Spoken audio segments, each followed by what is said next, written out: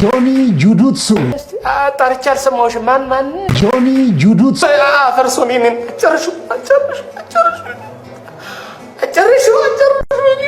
እንኳን ደህና መጣ። እንኳን ደህና ቆያችሁ። እስቲ ስለ ጁዱትሱ ስፖርት ንገረን። እኛ ሀገር ውስጥ ብዙ ጊዜ የስንዘራ ስፖርቶች ናቸው የተለመዱት እንደ ቴኳንዶ፣ ቦክሲንግ፣ ሞይታይ፣ ኪክ ቦክሲንግ።